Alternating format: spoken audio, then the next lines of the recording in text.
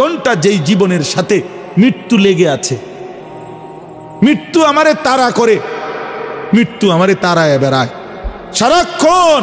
আমি আপনি চলতে ফিরতে উঠতে বসতে মৃত্যুর কথা মনে হয়, না জানি মরে যাই, না জানি মরে যাই, না জানি মরে যাই। বাস চলতেছে অ্যাক্সিডেন্টই হয়ে যায়, গাড়ি চলতেছে অ্যাক্সিডেন্টই হইয়া যায়। বাহিরে আসি পরিবারে নি কোনো বিপদ হইয়া যায়, পরিবারে আসি দোকানে নি কোনো বিপদ হইয়া যায়। সারাক্ষণ মৃত্যু পেরেশানি যাকে তাড়া করে, যার কাঁধে ভর করে থাকে, সেটা আবার জীবন কি? আসলে দেখেন চিন্তা করে, কিন্তু আখেরাত ওইটাই হায়াত। কেন কেন হায়াত ওইটা? এই কারণে হায়াত ওইটা শুধুই শুরু হবে জীবন, আর কোনো দিন শেষ হবে না, আর কোনো দিন শেষ হবে না। আখেরাত শুধু শুরু হবে। আখেরাতের সুখ চিরস্থায়ী, আখেরাতের দুঃখ চিরস্থায়ী। জান্নাত এটাও চিরস্থায়ী, জাহান্নাম এটাও চিরস্থায়ী। আখেরাতে হাসলে আর কোনোদিন কাঁদতে হবে না, আখেরাতে কাঁদলে খোদার কসম আর কোনোদিন হাসতে পারবেন না, আর কোনোদিন না। ওই হাসি স্থায়ী, ওই কান্নাও স্থায়ী। এজন্য ওইটাই জীবন। আরো প্রমাণ দেখায় কোরআন শরীফ থেকে, আরো বলি দেখেন।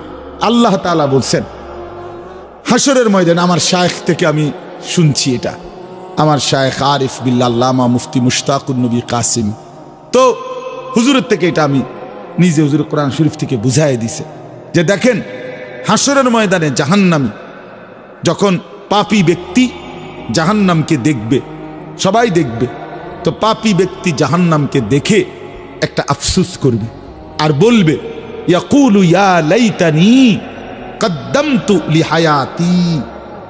এই দেখেন এর কি কইছে, কদ্দামতু লিহায়াতি, এ আমার হায়াতের জন্য আমি যদি, আহা আফসোস, মন্দ কপাল, আমি যদি আমার হায়াতের জন্য, আমি যদি আমার জীবনের জন্য দুনিয়া থেকে কিছু পাঠাইতাম।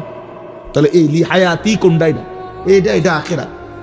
আখিরাত আমি যদি আমার এই হায়াতের জন্য ওই দুনিয়া থেকে কিছু পাঠাইতাম, তার মানে মূলত হায়াত এইটা। কোনটা? আখিরাত। হায়াত কোনটা বলেন না বাপ, কোনটা? আখিরাত। আজ না নিজে বুঝলেন, না ছেলেরে বুঝাইলেন, না নিজে বুঝলেন, না ছেলেরে বুঝাইলেন। কেমনে বঞ্চিত করলেন? মাও বেপর্দা, মেয়েও বেপর্দা, বাবাও বিড়ি সিগারেট খান, ছেলেও মদ জুয়ায় আসক্ত। তো না নিজে ফিরলেন, না সন্তানকে ফিরাইলেন। নিজেও 5 ওয়াক্ত নামাজ পড়েন না, সন্তানকেও 5 ওয়াক্ত নামাজ পড়েন না। হায় মুসলমান, এরম বেকুব কেমনে হইলেন? এত আহাম্মক কেমনে হইলেন? মুসলমান এত গাফেল কিভাবে হইলেন?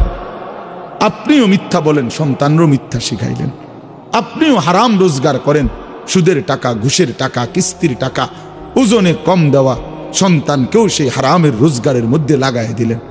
মানুষের শুনাইলেন ছেলে এই করে সেই করে, ছেলে ওটা করে সেটা করে। এসব শুদ্ধ মাইরে লাভ কি? আখেরাতে ফিডাও তো শুদ্ধ ফিডা দিবে, যারা শুদ্ধ তাকে ফিডাও তো শুদ্ধ, পরিষ্কার ফিডা। কথা বুঝছেন? হ্যাঁ হ্যাঁ, শক্ত ফিডা দিবে তো।